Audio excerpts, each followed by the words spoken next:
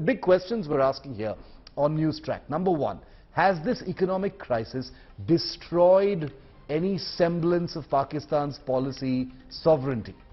Number two, is Pakistan set to go the Sri Lanka way and default on its external debt shortly? Imagine if that happens. Number three, will China and Saudi Arabia now dictate policy in exchange for loans to bail out Pakistan? With 30% of Pakistan's external debt being held by China, is China now, in all practical purposes, Pakistan's colonial ruler, practically a colonial ruler of Pakistan? Will Pakistan bow to the International Monetary Fund's demand and cut defense expenditure? That appears to be unthinkable for Pakistan, which actually raised its defense expenditure by 11% in the last budget that took place in that country. And finally, what does Pakistan's economic crisis mean for us here in India? Because there is nothing that happens in Pakistan that doesn't have implications for us here in India, as we've always known. Joining me live for an expert view on this situation, Sushant Sareen is a strategic affairs expert and one of India's most well-known Pakistan observers. He's also senior fellow at the Observer Research Foundation. Qamar Cheema is a political analyst and academic in Pakistan. Rajiv Dogra, former Consul General to Pakistan and a very well-regarded diplomat. Qamar, starting with you, the actions of the political class, the bad decisions, a run of bad luck as far as natural disasters are concerned, have all ended in a situation where Pakistan is, with no exaggeration, on the brink of collapse, possibly not very far away from, potentially defaulting on its external debt the same way that it happened with China. And it looks like the only people who are going to be paying for it are the Pakistani people. Well, obviously, it is at the end of the day, the Pakistani people are paying the cost for that. But I think we have to find out that who is who in the system. I think Pakistan's military's approach to have this top-down approach for running the economy and the politics, that has backfired. So at the end of the day, the political class, they should have had their own experience. They should have got failed. They should have taken decision, but it has not been. They have not been allowed. And one person has been brought up, another has been brought down. So this has backfired at the end of the day. Second, when it comes to the, the microeconomy at the moment and the macroeconomic condition, the macroeconomic condition definitely got worsened because of the political polarization in the country. And after the withdrawal, after Imran Khan was ousted from power, he went onto the roads and he didn't behave like a good politician. And he's about to be arrested, it looks like.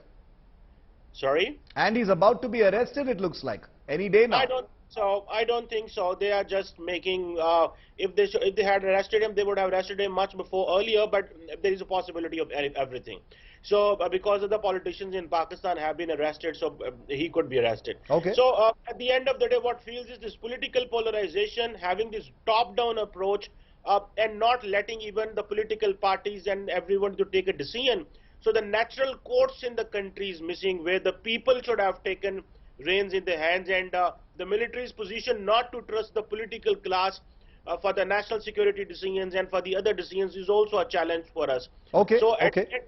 So these are some important macroeconomic problems which are letting all this happen. Okay. The top-down economic approach at the hands of the Pakistan military, many of these things being said at this time. Sushant Sareen, opening comments from you. How do you see this? I mean, obviously there's going to be a huge blame game. There isn't much time because this situation in Pakistan is getting more critical with each passing day. It could very well go the Sri Lanka way. Yeah, it could, but I think if actually the roof collapses, then it will be much worse than Sri Lanka. Yeah. And all the data which you counted out while, in your initial report, I think you ain't seen nothing yet. There are very, very dire, predictions on where the rupee will go, where the fuel prices will go. Obviously, fuel prices will go, probably breach the ceiling if Pakistan defaults or if the rupee collapses. The fiscal situation of the country is totally out of sync, and if, as reports are coming, the interest rates have to be raised by another 300, maybe 400 basis points, then businesses will close.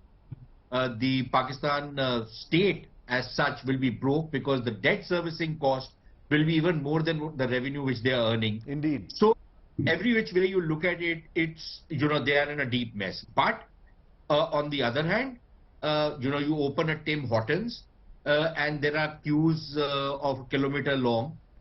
So it's almost as though, there is the Mongol hordes on the door of Pakistan, and the people are living it up, behaving as though there is nothing happening. So you can keep showing pictures of people fighting over, a kilo of wheat because they are hungry and, they don't have the money. But you look at the elite in Lahore and in Islamabad, and they are living it up like there is no tomorrow. So yeah, that is where they are at. Total disconnect, of course, between the classes there in that country. Not only disconnect out there, look at Shahbaz Sharif. Yeah. At the time when his country is broke, they are literally down, I don't know, maybe to about $2 billion. The latest figures will come out today. 3 weeks of imports they've got left. And the guy just flies off to Turkey because afsos karna hai. Are you for real? Yeah. Are you completely tone deaf? Are you completely brainless? What is wrong with you? And the Turks have never even given you money. I could understand going to Saudi Arabia, who've thrown a lot of money in Pakistan. The Turks have never given them any money. Yeah. The Turks have only taken contracts and very rich contracts from them. Never given anything. Maybe, they take some Kashmiri guys and indoctrinate them to carry out anti-India propaganda. That's what the Turks do. But other than that, what have the Turks given? And this guy is flying out there. And it's crazy. This is like... Totally tone deaf. Totally tone deaf. I mean, the blowback he got for that was incredible, even from within Pakistan. Rajiv, Ambassador Dogra, what is your appreciation of it? Are you also of the view that things are going to get much, much worse? As Sushant Sareen put it, you ain't seen nothing yet? Well, absolutely. Your own report, Yeah. Sushant's comments, as well as Mr. Kamar Chima's candidness, only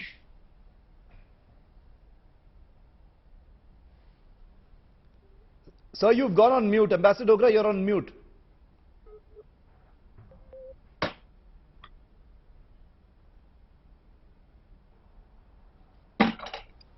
Okay, I'll just come back to Ambassador Dogra in just a moment. Kamar Chima, I want to bring that one point to you. There have been 44 terror attacks by the Tehreek-e-Taliban Pakistan in Pakistan in just the last few months. There is also this sense that the country is collapsing. There's no money for anything.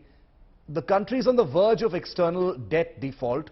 But it looks like, terrorism, terror groups functioning, they aren't affected at all. There's no recession as far as terror is concerned. Well, I think this is very significant thing to understand. From 2015 to 2020, there was a marked decrease in terrorism, and the reason we consider that there are no more militants anymore.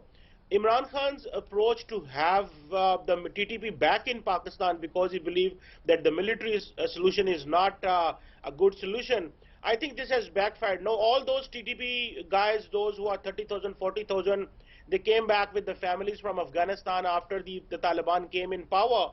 Now they're everywhere in the country, and now the government is thinking that what should we do with them? Now they have gone everywhere in the country.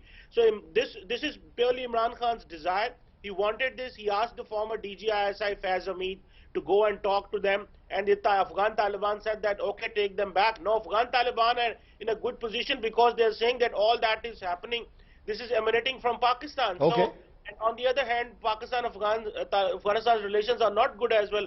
We have seen the skirmishes on the border. So I think this was a bad political decision to which obviously at that time the military establishment agreed. So normally they don't agree everything which the Prime Minister says, but I don't know why they agreed. So all the counter-terrorism gains we had, we lost that. No, but this is very much part of the chaos, Sushant Sareen. This takes the phrase "the chickens have come home to roost" to an entirely new level. For all of this to happen at a time when this historic economic crisis is taking place, Pakistan doesn't appear to be at all prepared to handle this. Yeah, because they've gone into these kind of crises with their eyes open. Look, I don't get any secret information out of Pakistan. Everything which I'm saying is there in the public. It's there in the official documents which are made public, which are in the public domain. And you don't need to be a PhD in economics to even understand how badly the economy is being mentioned. Even if you have rudimentary knowledge, you know it. You knew, I could see, and I have been saying this for many, many months and in fact years, that there are deep structural fissures in the economy which need to be fixed. Otherwise, it's a patchwork kind of a thing. It's like a Gurgaon road, you know, the road washed away, you patch it up and then it gets washed away again. That's Pakistan economy. So that was on the economic field. Even on the terrorism field, Shiv, what was happening is that Mr. Cheema has said that, they'd sorted it out. They hadn't. Because if you looked at what was happening inside Pakistan very, very carefully, virtually every day there were attacks taking place somewhere or the other. Yeah. These were low-key. These were not high-profile attacks. But you knew that these guys are present. You knew that these guys are probably working towards reorganizing themselves, reasserting themselves. We also had a feeling, and we could see that because the Pakistani Taliban worked very closely with the Afghan Taliban, the focus was on winning over Afghanistan before they turned attention to Pakistan. And the Pakistanis were helping the Afghan Taliban win Afghanistan. Exactly. So if they're paying the price for that right now, then, they have nobody else to blame but themselves. And finally, a complete dunce like Imran Khan was picked up and shown as a knight in shining armor. Yeah, yeah. But who knew anything about politics knew the guy is a complete, he's an ignoramus. And yet you foisted him on Pakistan. The man is vicious, vindictive, he is the last person you should have got. Yeah. But so enamored of him that, and you are paying the wages for bringing a guy like that on the center stage of politics and making him so popular. So the politics is gone, the economy is gone, and your security is gone. What are you left with? And what strikes me as so true and rings so true in this, Ambassador Dogra, if you can hear me, is that Pakistan did walk into this with its eyes open. So the real question to ask now is, how much worse is it going to get? And like Sushant Sareen also said, when the roof collapses here, it's going to be way worse than it was in Sri Lanka. Well, I think we are heading towards that, and there are no two questions about it. The reason is that from being a bad boy of the world, Pakistan today is an international basket case. And I'm not just talking about the rating agencies, because they can go wrong. Let us look at the facts. There is no other country in the world which has got IMF schemes every 3 years. There have been 23 bailouts by IMF since 1947. Just to give you a comparison, since 1991, India has never gone back to IMF. Yeah, that's right. Let me give you another example. Pakistan is not just facing an economic crisis, it is facing an all-round crisis, which means politically there are people who cannot be trusted with taking quick, wise, balanced decisions. Because Imran Khan, his daily objective is to badmouth the politicians in power and also to abuse everyone in the army, starting from the previous army chief. Correct. He has so far not attacked the new army chief. So if you cannot handle your political pot, how can you handle the issues of the country? The chicken price or the petrol price need not have gone to the levels that it has if decisions were taken well in time before the IMF team arrived. Now you don't even have the time to think. So whatever IMF says, their junior officers or middle rank officers, the Prime Minister of Pakistan is just signing on the dotted line. And it's reached a point. The greater threat for Pakistan at the moment and for neighboring countries like us is that when a situation like this happens, then it gives a free pass to organizations like TTP. Yeah, absolutely. And they are knocking at the door. They're already present in KPK and various other parts of Pakistan.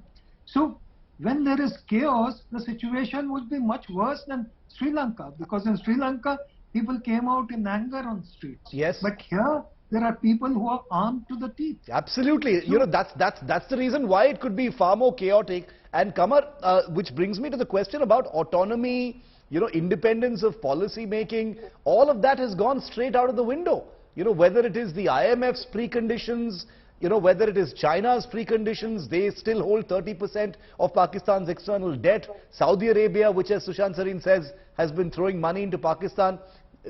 They call all the shots now. Pakistan has no policy independence whatsoever at this situation. Well, Shiv, the point is that the political leadership, even Imran Khan and the incumbent government, they have been trying to save their political capital and delaying the arrangements which were coming from the IMF. This happened back in 2019 and this happened in 21-22 as well.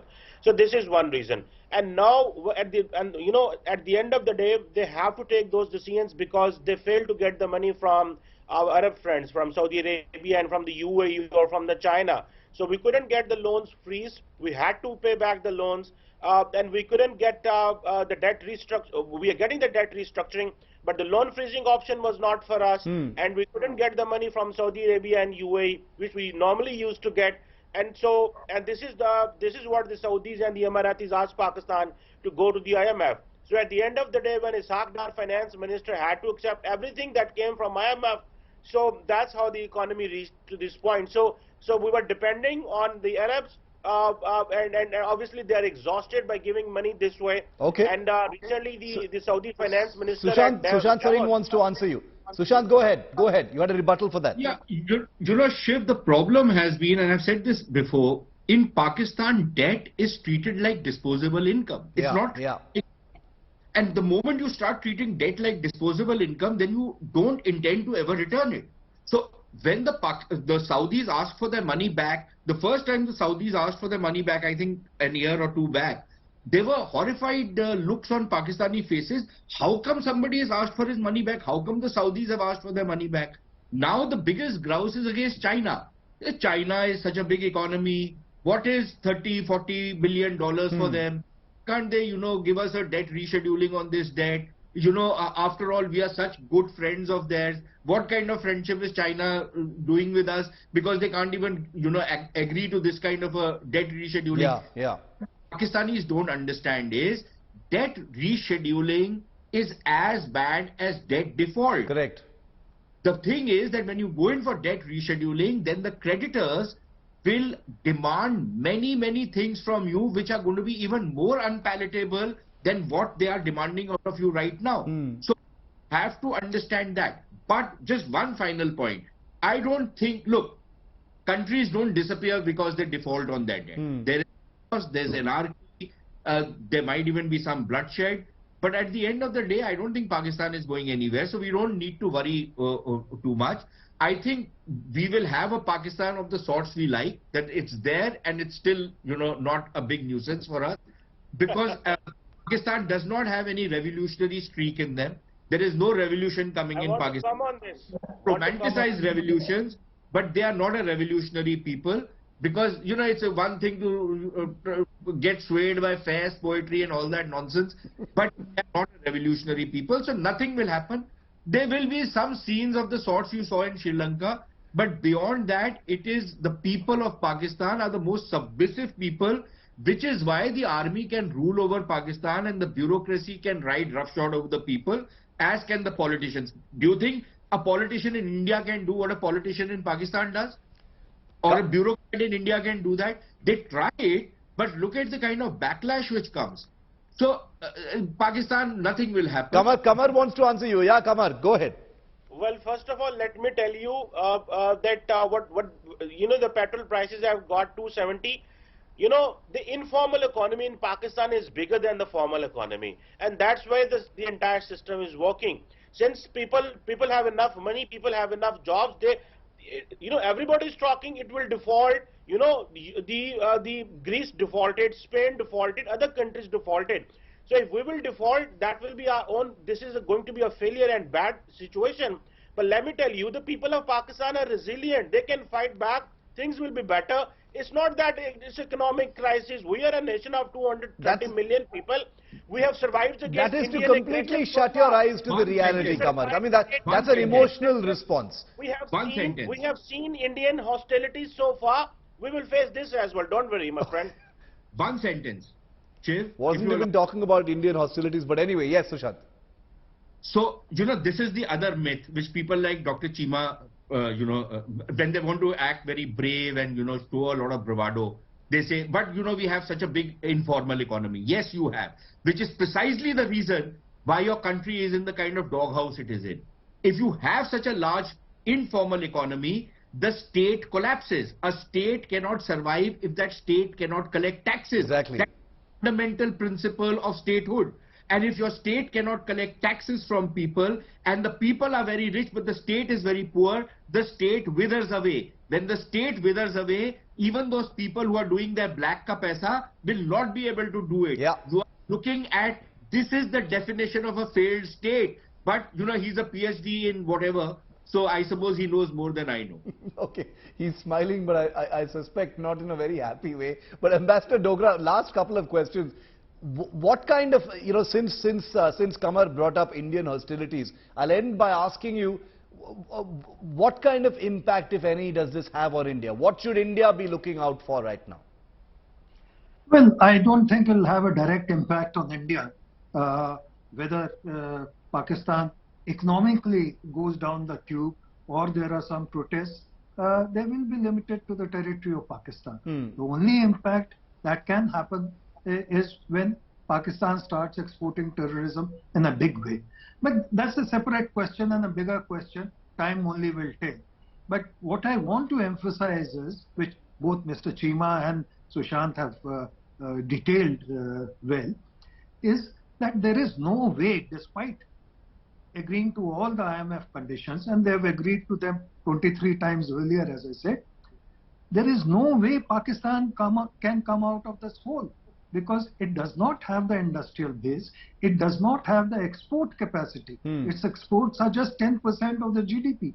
And to sustain a kind of a good balance of payments position, it must have more than 20%. Yeah. And when you have the Prime Minister of the country saying that I am ashamed to hold out my hand to beg from other countries, you are in a serious position. And when the Finance Minister says that out of the 3 A's, America, Army and Allah, now only Allah can help us, that means the situation is really dire. Gone beyond, yeah. It's So we have a situation where the best economists in the world cannot help Pakistan, because you need long-term restructuring of the country, where you set up industries, because unless you have exports, you cannot get back on your feet. Unless you have unless you have industries, you cannot move away from the consumption. Absolutely. Pakistan is a consumption economy today, which produces very little.